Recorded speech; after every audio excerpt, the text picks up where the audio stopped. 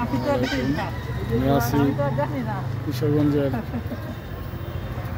ঐতিহাসিক পাগলা মসজিদ ইসলামিক কমপ্লেক্সের সামনের মাঠে। অনেক সুন্দর পরিবেশ। আজকে রৌদ্র একটু কম, আকাশ মেঘাচ্ছন্ন। কিছুক্ষণ আগে ঘন্টা দুয়েক আগে বৃষ্টিপাত হয়েছে এবং এখন পরিবেশ অনেক সুন্দর, মনোরম। এখানে আপনারা দৃশ্যটা অনেক সুন্দর লাগে।